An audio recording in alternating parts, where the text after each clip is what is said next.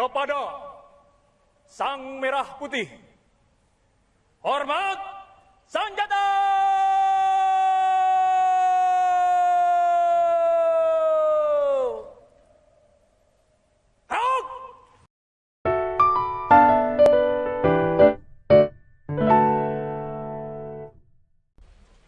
Beberapa hari yang lalu, baru saja kita merayakan upacara peringatan Hari Kemerdekaan.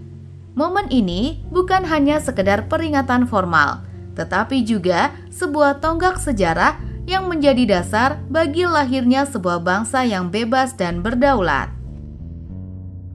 Pengibaran bendera merah putih pada saat itu melambangkan semangat persatuan dan tekad bulat seluruh rakyat Indonesia untuk mempertahankan kemerdekaan yang baru saja diraih. Namun, apakah benar 17 Agustus 1945 sebenarnya bukan hari kemerdekaan Indonesia? Seperti yang sudah diketahui secara umum, diajarkan di sekolah dan diakui secara resmi, kemerdekaan Indonesia adalah pada tanggal 17 Agustus 1945.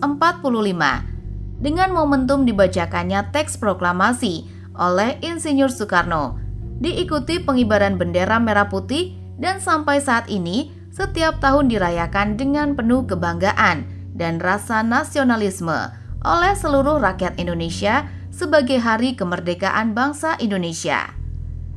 Ada pandangan yang mengatakan bahwa secara hukum kemerdekaan Indonesia baru diakui pada 18 Agustus 1945. Argumen ini didasarkan pada standar internasional yang menyatakan bahwa sebuah negara harus memiliki wilayah, rakyat, dan dasar negara.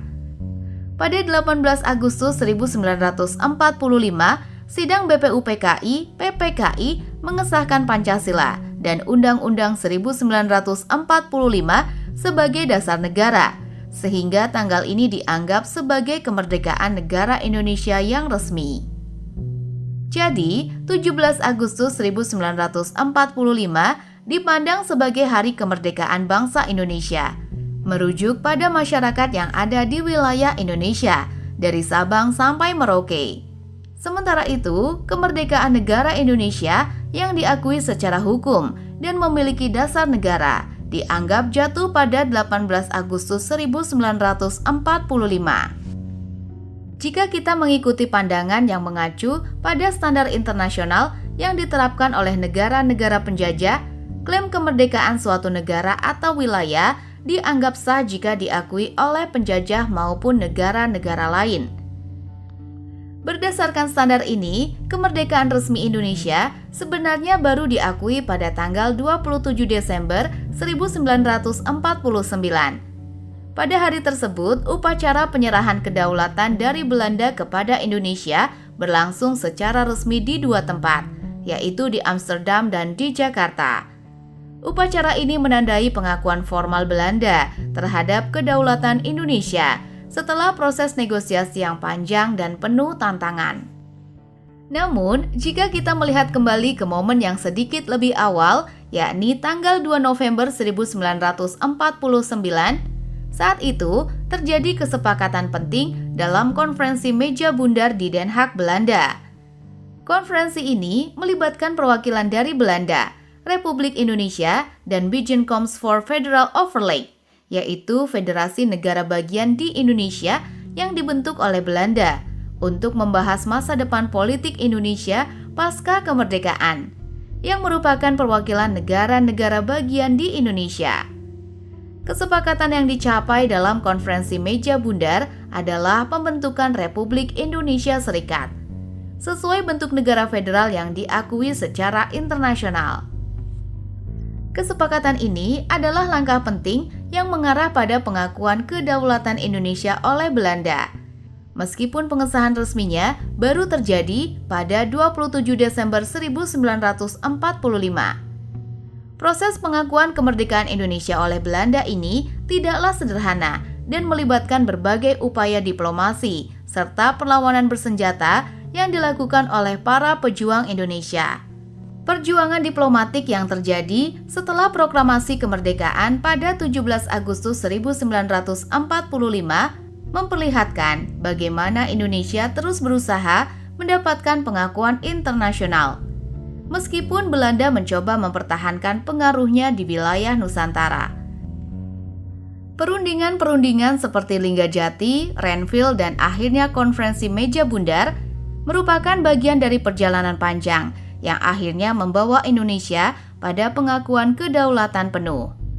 Sebenarnya, untuk mendirikan sebuah negara ada 4 syarat utama: memiliki wilayah, memiliki rakyat, memiliki dasar negara atau pemerintahan, dan mendapatkan pengakuan dari negara lain secara global. Kemerdekaan Indonesia yang diproklamasikan pada Agustus 1945 belum diakui secara global. Meskipun sebelum tahun 1949 sudah ada 5 negara yang mengakui kemerdekaan Indonesia, yaitu Mesir, Lebanon, Arab Saudi, Suriah, dan Yaman. Pengakuan ini lebih bersifat individual atau mandiri sebagai negara, bukan merupakan konsensus global.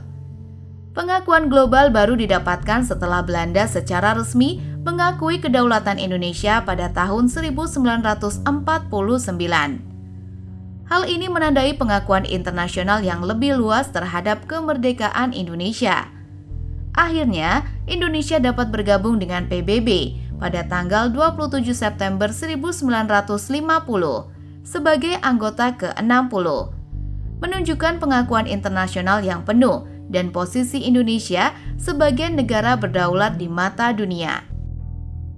Dengan demikian, tanggal 27 Desember 1949 dapat dianggap sebagai Hari Kemerdekaan Indonesia dalam konteks pengakuan global dan legalitas internasional.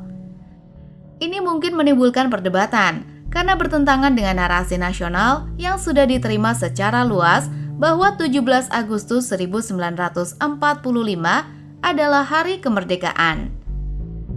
Nah, itulah kemerdekaan yang diraih bangsa Indonesia, sebuah perjalanan yang kompleks, dan pengakuan internasional memainkan peran yang krusial dalam melegitimasi status kemerdekaan sebuah negara di panggung dunia.